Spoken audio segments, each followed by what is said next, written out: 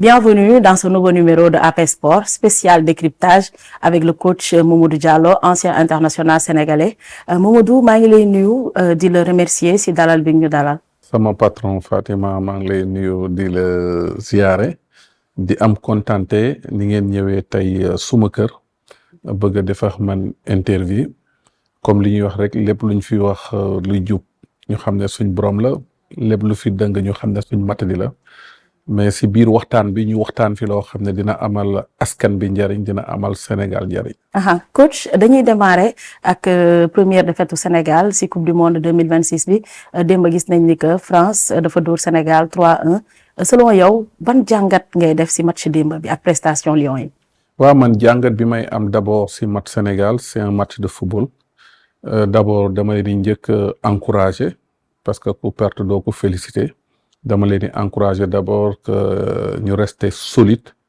xam ne benn match la ñu joué gum des na ñaari match donc football ndëkk gagné ak défaite moo ànd ak match nul tey bu doon suñ sago ñu gagné démb France wala def match nul léegi bu ma jëmee si jàngat bi ndëkk mooy gis naa équipe bu Sénégal boo xam ne pratiquement bu daan joué Afrique moom ni mu joué noonu la yeneen équipe bi daan joué moom mooy Sénégal bu nit ñi daan dajeex ñoom dañ daan joué bloc bas Sénégal da daan am problème pour bëtt bloc bas bi mais après à la fin Sénégal dina def ba le tout ba bëtt ba gagné match yi en Afrique tey ñu dem dajeex France muy lan coupe du monde ñu dajeex France Sénégal ñëw indi lii ko équipe africain yi doon def moom mu def ko mu ñëw indi ak France bloc bas xaar français yi bloc bas bu am solo boo xam ne français yi jéem nañ ñu dugal ba sonn mënuñu dugal premier mi-temps bloc bas bi boo ko defee lenn nga mën a dugal mooy jaaral ballon bi sur intervalle yi wala par dribble wala pour tir de loin wala par corner ngay mën a dugalee mais boo defee bloc bas bu organisé pour nit jàll fa du yomb ñett yooyu rek ngay mën def pour jàll fa ñu gis ne Sénégal bi mu ko defee que soit que Sadio Mané da doon wàcce Ismaïla Sarr da doon wàcce Jackson da doon wàcce ñu nekk si taxawaay bu baax parce que ñoom ñoo nekkoon les premiers défenseurs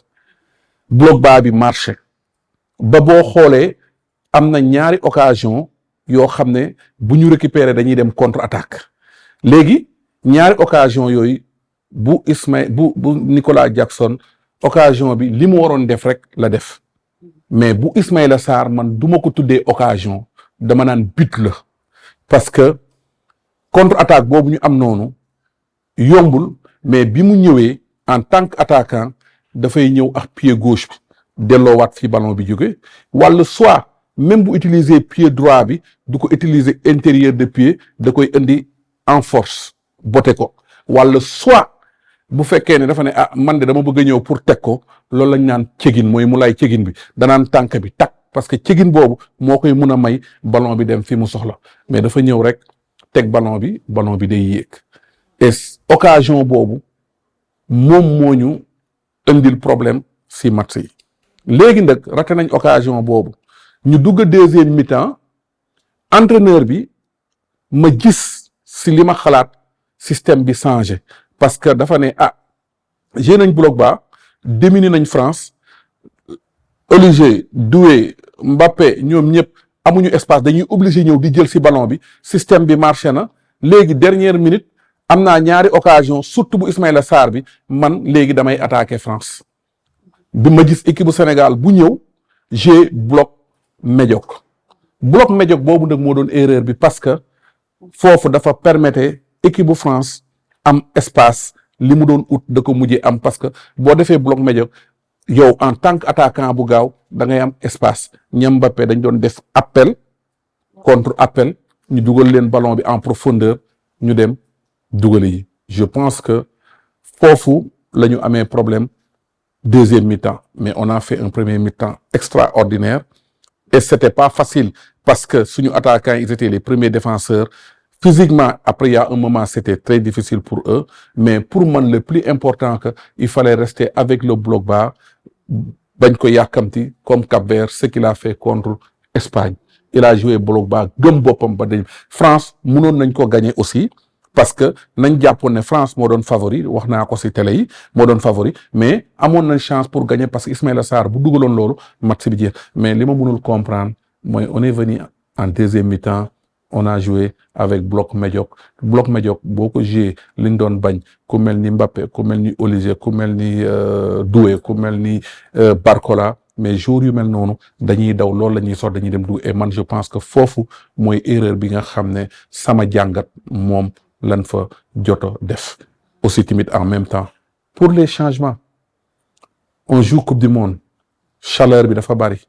metti na loo da nga soxla jour bi mu joxeel la 60 minutes 45 minutes 50 minutes mu joxe li mu am yëpp am nga ñeneen yu toog sa banc mais pourquoi pas en deuxième mi-temps dès que bi ñu duggee ça n'a pas marché pourquoi pas indiwuñu jour yu bees ba pare maintenir toujours suñu bloc bas pour mën a dem en contre-attaque. selon yow nan la ñu war a mën a aborder match yi nga xamante ni ñoo ngi ñëw d'autant plus que Norvège actuellement moo nekk premier ci groupe I bi mais également mu marqué 4 buts. ok man satisfaction bi ma am match de France mooy le premier mi-temps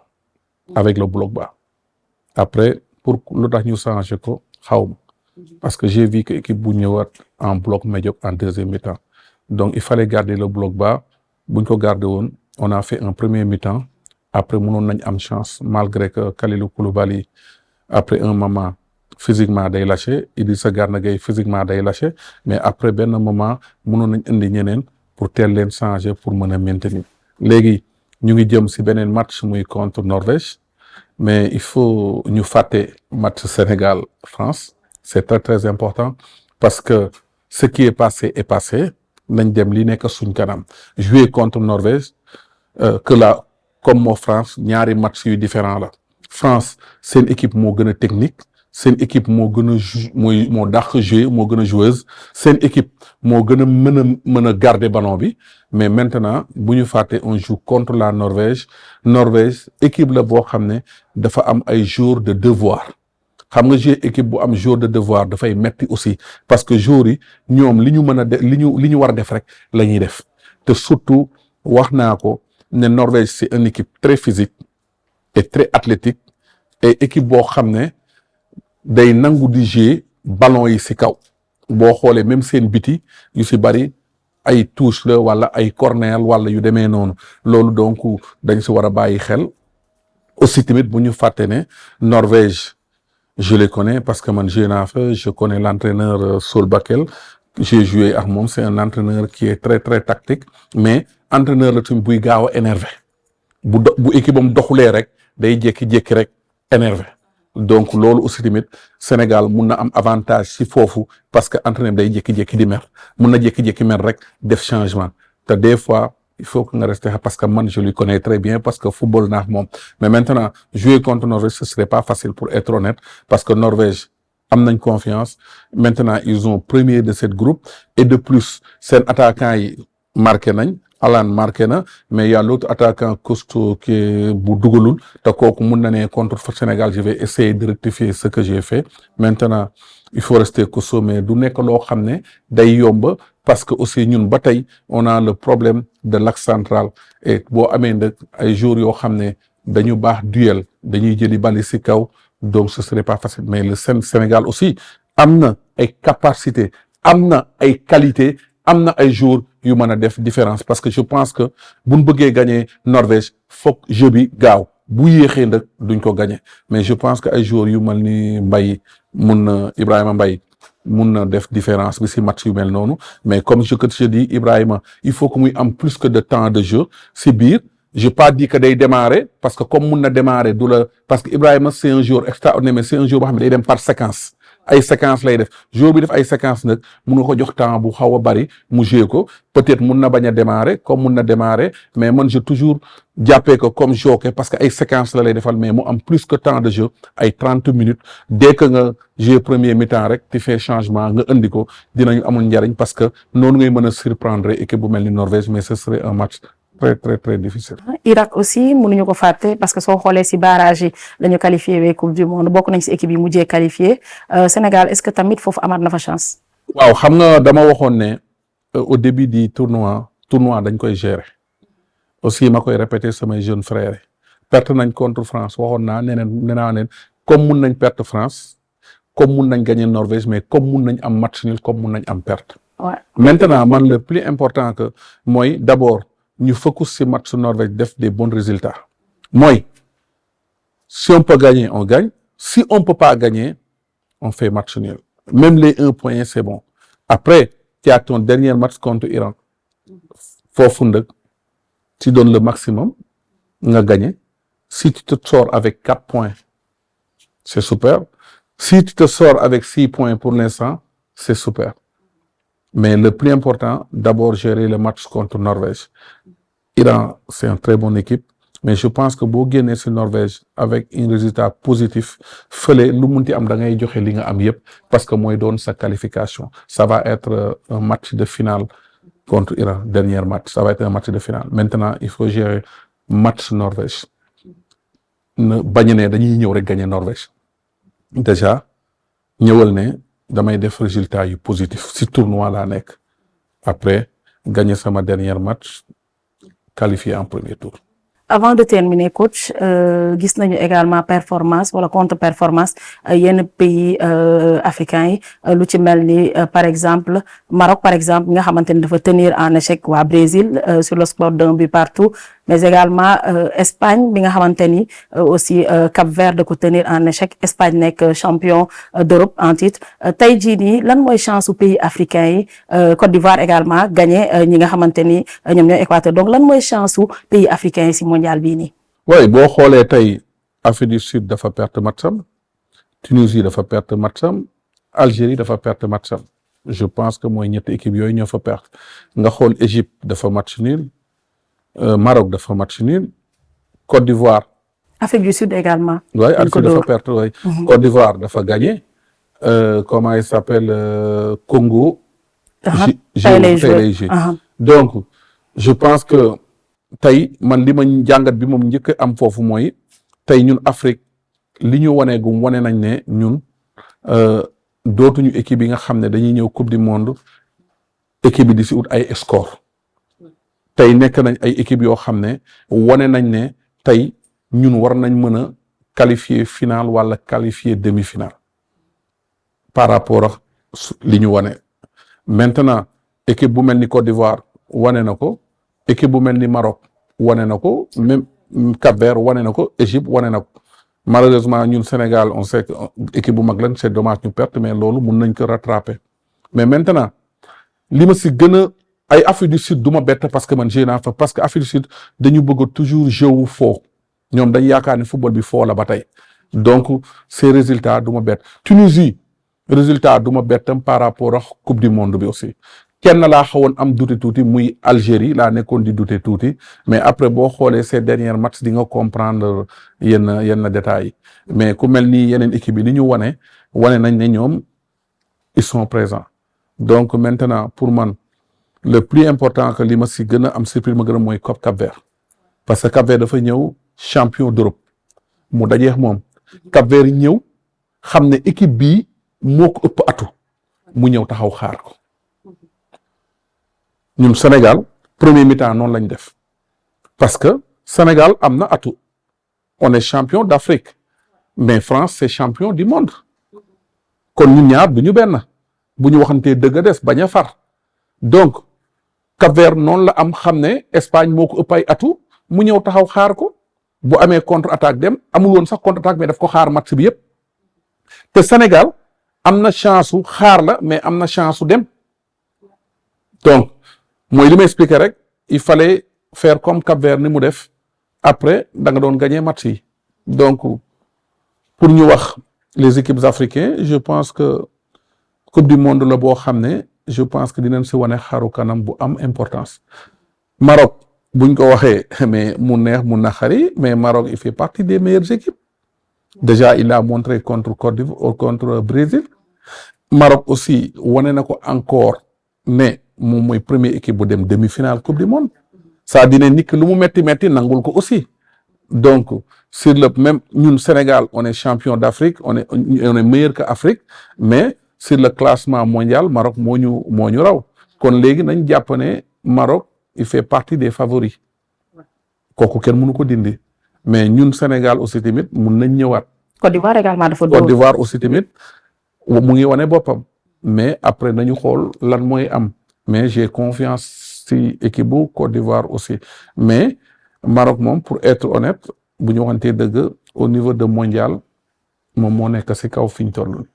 Alors coach, ce dernier mot ban message ngay lancé à l'endroit du peuple sénégalais? Non, li may lancer le peuple sénégalais soyez patient xam ne France gagné nañu c'est normal malgré que ñun ñëpp ñu ngi xalaat 2002 nee naa leen 2002 ak 2026 du benn équipe bi du benn xaru kanam équipe bi du benn jour yi du benn te wax naa ko ci ay interview yu bari te bi ma koy dafa am fu ma ko teg malheureusement perte nañ match contre France nañu jàpp ne nañu fàtte loolu concentré wu suñu 2 matchs yi ñu am perte contre France nag du gàcc parce que actuellement mooy ni ma ko waxee il fait partie 2e 3e meilleure bi équipe du monde gagné 2 fois coupe du monde kon équipe bu mel noonu bu la gagné war na la metti mais xamal ne li nga war def nga ko après comme li ci metti rek mooy li ma la wax premier mi-temps bi ñu joué bloc bas bi 2e mi-temps ñu ñëw di jouer bloc médiocre si loolu laa d'accord je pense que bu ñu continuer woon bloc bas bi toujours dañuy surprendre équipe bu France parce que day dem ba day étouffé wu day énervé léegi dañuy dem bu boobaa doon nañ leen mën a dem dugale ji donc je lui souhaite bonne chance pour match prochain ñu rester calme fàtte match contre France essayer de faire un match contre Norvège résultat très positif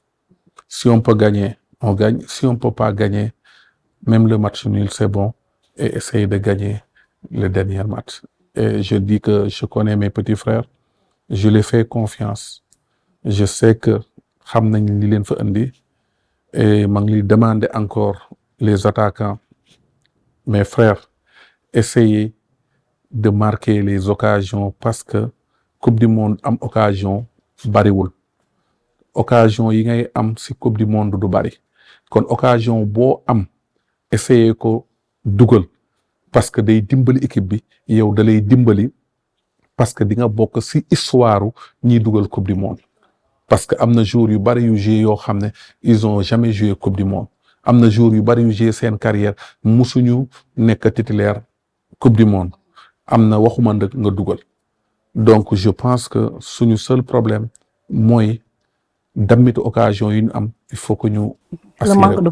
d'efficacité. L'efficacité. Nicolas Jackson, j'ai vu l'occasion bi mu raté. Je pense qu'il a fait ce qu'il doit faire. Honnêtement, dans cette occasion. Ismaïla, la prochaine fois, delloo ballon bi côté gauche ou bien nga botte ko